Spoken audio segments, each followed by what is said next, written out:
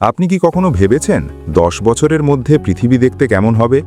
ধরুন আপনি ঘুম থেকে উঠলেন, কিন্তু চারপাশ একেবারেই আলাদা। রাস্তার গাড়ি নিজে চলছে, রোবটরা ডেলিভারি করছে, আর আকাশে ড্রোন উড়ে বেড়াচ্ছে। এমন দৃশ্য শুনতে সিনেমার মতো মনে হলেও 2030 সালে এটি হতে পারে বাস্তব। প্রশ্ন হলো, এই নতুন পৃথিবী কি আমাদের জন্য সুযোগ নাকি চ্যালেঞ্জ? কয়েক বছর আগে পর্যন্ত অনলাইনে আয় মানে ছিল ইউটিউব, ব্লগ বা ফ্রিল্যান্সিং, যেখানে সময়, স্কিল আর অভিজ্ঞতা লাগে। কিন্তু 2023-এর পর থেকে কৃত্রিম বুদ্ধিমত্তার বিপ্লব শুরু হয়েছে, যা জীবন ও চাকরির ধরন একেবারেই বদলে দিচ্ছে। এই পরিবর্তনের কেন্দ্রে আছে চ্যাটজিপিটি।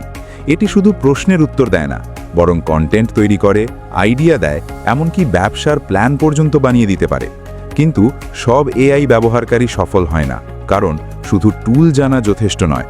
জানতে হবে কিভাবে ব্যবহার করলে বাস্তব আয় করা যায়। উদাহরণস্বরূপ, অনেক ফ্রিল্যান্সার ফাইবার এবং আপওয়ার্কে এআই কন্টেন্ট রাইটার হিসেবে কাজ করছে। তারা চ্যাটজিপিটি দিয়ে ব্লগ পোস্ট, প্রোডাক্ট ডিসক্রিপশন, এমনকি ইমেল মার্কেটিং কন্টেন্ট তৈরি করে ক্লায়েন্টদের দেয়। তবে তারা সরাসরি এআই এর লেখা দেয় না, বরং নিজের মতো করে এডিট করে ভ্যালু যোগ করে। এবার ভাবুন, আপনি নিজে কোনো স্কিল ছাড়াও চ্যাটজিপিটি ব্যবহার করে আয় শুরু করতে পারেন। ছোট ফেসবুক পেজ বা ইউটিউব চ্যানেল খুলে এআই দিয়ে স্ক্রিপ্ট, আইডিয়া বা ভিডিও বানানো সম্ভব।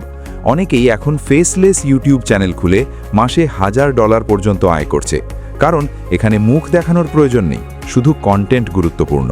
কিন্তু ভুল করবেন না, এআই সবকিছু করে দেবে না। এআই হলো টুল, টাকা বানানোর মেশিন নয়। সফল হতে হলে আপনাকে প্রম্পট দিতে জানতে হবে, আউটপুট এডিট করতে জানতে হবে। একই প্রশ্ন দিলে দুইজন ভিন্ন রকম ফলাফল পায়, কারণ একজন জানে কিভাবে এআই ব্যবহার করতে হয় আর অন্যজন জানে না। আরেকটি গুরুত্বপূর্ণ বিষয়, 2026 এবং 2030 সালে এআই সম্পর্কিত স্কিলের চাহিদা বাড়ছে।